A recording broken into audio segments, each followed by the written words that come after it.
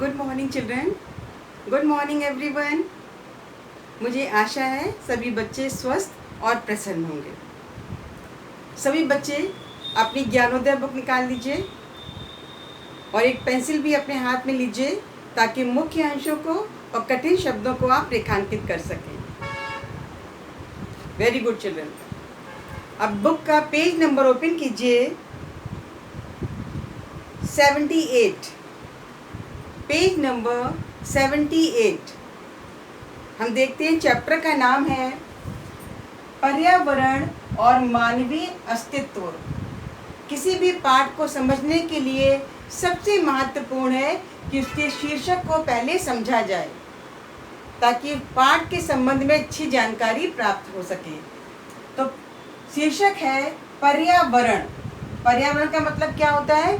संपूर्ण वातावरण जिसमें प्राणी जगत, पेड़ पौधे, सभी प्राणी जगत शामिल है। पेड़, पहाड़, नदियाँ आदि आदि। Is that clear? मानवीय अस्तित्व। मानवीय का मतलब है मनुष्य का, अस्तित्व का मतलब है मनुष्य का रहना। अर्थात पर्यावरण है तभी मनुष्य का रहना संभव है। पर्यावरण होगा तभी मनुष्य का अस्तित्व होगा, मनुष्य रहेगा। अगर पर्यावरण नष्ट हो जाएगा तो मनुष्य भी नष्ट हो जाएगा। Is that clear children? बहुत सुंदर पाठ है और इसके रचनाकार हैं सुंदरलाल बहुगुणा। इसके रचनाकार कौन है? सुंदरलाल बहुगुणा। काफी बच्चों को मालूम होगा कि चिपको आंदोलन हुआ था। Very good. भारत में उसकी शुरुआत की थी सुंदरलाल बहुगुणा जी ने। चिपको आंदोलन का मतलब था पेड़ों को बचाने का एक तरीका। सबको याद आ गया? Very good children. इससे पहले कि हम लोग पाठ को पढ़ें, कुछ कठिन शब्द हैं, इनको हम देखेंगे। कठिन शब्द हैं भविष्य। भविष्य का मतलब है आने वाला समय। संरक्षण। संरक्षण अर्थात बचाव। अर्थात क्या हो जाएगा? बचाव करना, किसी चीज को बचाना। मुद्दा। मुद्दा का मतलब है कोई विषय, कोई चर्चा का मुख्य विषय, वो कहलाता है मुद्दा। चर्चा का विषय, इसके विषय में बात की जाए। प्रकृति विनाश। प्रकृति का मतलब है संपूर्ण वातावरण, संपूर्ण प्रकृति। विनाश का मतलब है नष्ट होने की कगार पर। उत्साही अर्थात जो उत्साह से भरे हुए लोग हों, लक्ष्य की प्राप्ति के लिए उत्साही हों, अपने कार्य के लिए उत्साह पूर्वक उसे करने के लिए तैयार हों। सीधी कार्यवाही अर्थात किसी कार्य को करने के लिए सीधे ढंग से कार्य करना, उसके लिए किसी और चीज का और लोगों का इंतजार ना करना, ऐसा कहलाता है सीधी कार्यवाही। भूमिगत। भूमिगत जमीन के अंदर, धरती के अंदर, वो कहलाता है भूमिगत। कानून से लैस सत्ता पक्ष अर्थात कानून के विषय में उसकी जानकारी के कानून के आधार पर सत्ता पक्ष, जो पक्ष उस समय सत्ता में होता है, वो कानून के आधार पर सब कार्य करने में सक्षम होता है। विकास प्रगति करना। कटिबद्ध होना अर्थात समर्पित होना, किसी कार्य को करने के लिए बद्ध होना, समर्पण होने की भावना। अवकाश प्राप्त अर्थात जो अपने कार्य से निवृत्त हो गए हों अर्थात रिटायर हो गए हों, वो कहलाते हैं अवकाश प्राप्त। विविधता अनेक प्रकार के आगंतुकों, आने वालों को, प्रतीक उसका सिंबल, सबको दिखाना कि ये चीज है। गौरव गाथा उसके संबंध में एक गौरव की भावना आना, और गाथा मतलब उसके बारे में विचार करना, उसके बारे में लोगों को बताना, ये गौरवपूर्ण गाथा कहलाती है, गौरव गाथा। तो बच्चों हम लोग पाठ को देखेंगे अब। पेज नंबर 78 पर्यावरण और मानवीय अस्तित्व। बहुत सुंदर ये शीर्षक है कि पर्यावरण है तभी मानव का अस्तित्व है। अर्थात मनुष्य के लिए सबसे आवश्यक है कि वो पर्यावरण का संरक्षण करे, उसका बचाव करे, तभी संपूर्ण प्राणी जगत जिंदा रह सकता है। तो बच्चों हम लोग देखेंगे, बुक में देखिए, तेज पढ़िए।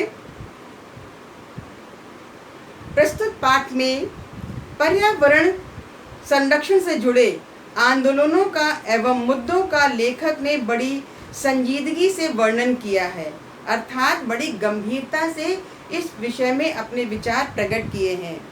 यह पाठ शिक्षार्थियों को पर्यावरण के प्रति संवेदनशील बनाएगा, अर्थात लेखक का उद्देश्य है इस पाठ को पढ़ने के बाद प्रत्येक व्यक्ति, प्रत्येक नागरिक के मन में ये भाव आएगा कि हमें पर्यावरण को बचाना है। इसका मुख्य पाठ का उद्देश्य यही है। स्टॉकहोम सम्मेलन में भारत जाति के भविष्य पर, मानव जाति के भविष्य पर प्रदूषण के कारण मंडराते हुए खतरे के प्रति वैज्ञानिकों, बुद्धिजीवियों और समाज आंदोलनकारियों की चिंता सत्ता के केंद्र में पहुंच गई। इसका अर्थ है कि स्टॉकहोम को रेखांकित कीजिए। यूरोप में स्थित स्वीडन की राजधानी, उसका नाम है स्टॉकहोम।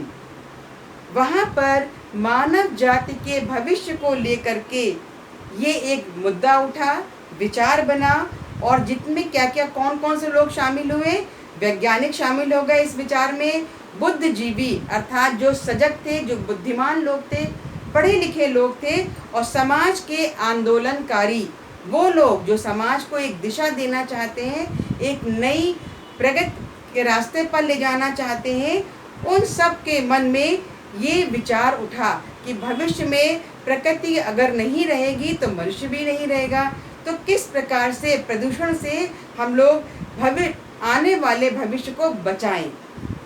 तो क्या हुआ, ये जो विचार था ये कहाँ तक पहुँच गया, जो केंद्र तक। केंद्र का मतलब है जो मुख्य सरकार थी उस देश की, वहाँ तक ये मुद्दा या विचार पहुँच गया। पर्यावरण संरक्षण का मुद्दा का मतलब बताया है, एक खास विशेष विषय सड़क से लेकर राजमहल तक चर्चा का विषय बन गया। प्रदूषण और प्रकृति विनाश को रोकने के लिए उत्साही समूह सरकारी कानूनों की चिंता न कर इसके खिलाफ सीधी कार्यवाही करने लगे। अब क्या हुआ, लोगों ने क्या किया, प्रकृति को बचाने के लिए, वृक्षों को बचाने के लिए, उसके संबंध में जो उत्साही लोग थे, उन्होंने क्या किया, सरकार की चिंता नहीं की, कानून की चिंता नहीं की, और सीधी कार्यवाही अपने स्तर पर ही करने लगे। क्या कार्यवाही करने लगे, प्रकृति को बचाने के लिए और प्रदूषण से मुक्ति पाने के लिए। जब मैं जून 1982 में पहली बार स्टॉकहोम गया, कौन गया यहाँ पर, कौन गया, सुंदरलाल बहुगुणा जी गए। तो क्या हुआ, तो मेरे मित्र, ये किसके मित्र थे, बहुगुणा जी के मित्र थे। तो मेरे मित्र इवो इलिस्टी ने मुझे उस स्थान पर ले गए। उनके मित्र उन्हें कहाँ ले गए, एक स्थान विशेष पर ले गए जहाँ भूमिगत रेलवे स्टेशन पर जाने के लिए मार्ग बनाने हेतु एक विशाल वृक्ष काटा जाने वाला था। अर्थात उनके मित्र उन्हें कहाँ ले गए, जहाँ पर एक भूमिगत मार्ग बनना था, उसके लिए एक विशाल प्राचीन पेड़ को काटा जाना था, वहाँ पर ले गए। फिर क्या हुआ, इस वृक्ष को बचाने के लिए सारा नगर एक हो गया, अर्थात नागरिक भी उसमें शामिल हो गए। एक और कानून से लैस सत्ता पक्ष था, मैंने बताया ना, कानून के आधार पर अपनी बात मनवाना, जो विकास के लिए कुछ हो हल्ला करने वाले हुल्लड़बाजों को दबाने के लिए कटिबद्ध था। अर्थात जो लोग उनके विरुद्ध जा रहे थे, उन क्या था, जो समर्पित लोग थे कि देश को बचाएंगे, प्रकृति को बचाएंगे, प्रदूषण को हटाएंगे, उनके खिलाफ क्या था, कानून के सहारे उनको वहाँ से हटाना चाहता था। लेकिन नागरिक मोर्चों में अवकाश प्राप्त, अर्थात उस नागरिक मोर्चे में बड़े बड़े पदों पर रह चुके अधिकारी भी शामिल थे। कौन कौन थे, अर्थात जो रिटायर्ड पर्सन थे वे सेना अध्यक्ष थे, इसको रेखांकित कीजिए, न्यायाधीश थे, जजेस थे बहुत सारे, और कई संभ्रांत लोग थे। अर्थात उस नगर के अनेक संभ्रांत और ऊंचे पदों पर बैठे हुए लोग भी उस आंदोलन में शामिल थे। मजबूर होकर सत्ता पक्ष को झुकना पड़ा, अर्थात सत्ता पक्ष ने उनकी बातों को, फिर उनको झुकना पड़ा, उन वैज्ञानिकों, जजों, सबकी बात को उन्हें मानना पड़ा। स्टॉकहोम के लोग बड़े गौरव के साथ आगंतुकों अर्थात आने वालों को यह पेड़ दिखाते हैं। यह उनकी विजय का प्रतीक है। कितनी सुंदर बात लेखक ने कही है कि आज क्या होता है, स्टॉकहोम के लोग, जो लोग उनके यहाँ मिलने जुलने आते हैं या उनके देश में आते हैं, उन्हें वे पेड़ दिखाते हैं कि देखो हम लोगों ने ये पेड़ बचाया है, ये हमारे नागरिकों की विजय है। गौरव गाथा के इतिहास का एक स्वर्णिम पृष्ठ है। स्वर्णिम का मतलब है स्वर्णिम, सोने के अक्षरों में लिखा गया एक सफल प्रयास है। उनकी यह विजय स्टॉकहोम में पहला विश्व सम्मेलन बुलाने का कारण बनी। इसको रेखांकित कीजिए, अर्थात पहली बार स्टॉकहोम में पहला विश्व सम्मेलन बुलाने का कारण बनी, अर्थात पहली बार विश्व सम्मेलन का आयोजन किया गया ताकि प्रकृति को बचाया जाए और प्रदूषण को हटाया जाए। तो बच्चों देखते हैं कितनी सुंदर बात हम लोगों ने पढ़ी है। दूसरा पैराग्राफ देखिए, विश्व का दूसरा देश जर्मनी है। पहला कौन सा था? स्टॉकहोम। सेकंड क्या है? विश्व का दूसरा देश जर्मनी। इसको रेखांकित कीजिए। जिसने पर्यावरण के मुद्दों को लेकर कई जन आंदोलन किए, अर्थात वहाँ पर भी लोगों में जागरूकता पैदा हुई और लोगों ने जागरूकता ने आंदोलनों का रूप ले लिया। जंगल काटकर सड़कें बनाने, हवाई अड्डे का विस्तार करने आदि के विषय में सरकार को आंदोलनकारियों का सामना करना पड़ा, अर्थात लोगों ने उसका विरोध किया कि आप सड़कें मत बनाइए, आप जंगलों को मत काटिए, उनका बचाव कीजिए, या हवाई अड्डे का विस्तार करने की आवश्यकता नहीं है। विस्तार का मतलब है हवाई अड्डे को और बड़ा बनाना। फ्रैंकफर्ट, इसको रेखांकित कीजिए। फ्रैंकफर्ट में विश्व के सबसे महत्वपूर्ण हवाई अड्डे का अमेरिकी दबाव में सरकार विस्तार करना चाहती थी। सारा विश्वविद्यालय ही विरोध में खड़ा हो गया, अर्थात जो विश्वविद्यालय के छात्र थे वे भी इसके विरोध में खड़े हो गए कि ये जंगल को ना काटा जाए। विद्यार्थी निर्माण स्थल पर डट गए। बर्लिन में, अब एक जगह और भी है, इसको भी रेखांकित कीजिए। बर्लिन में सरकार समुद्र तट को जोड़ने वाली एक सड़क बनाना चाहती थी, पर इससे सघन वन नष्ट हो रहा था। क्या काटा जा रहा था? जंगलों को काटा जा रहा था। युवकों ने वहां डेरा डाल दिया, अर्थात जो नागरिक लोग थे वो उन्होंने क्या किया, वहां पर डेरा, वहीं पर रुक गए कि हम जंगलों को नहीं काटने देंगे। फलतः सरकार को सारी सड़क के क्षेत्र को ऊंचे ऊंचे कटीले बाड़ों में से घेर कर ही यह काम करना पड़ा। सरकार ने अपना काम किया, लेकिन आम नागरिकों ने उनकी गलत कार्यों का विरोध भी किया।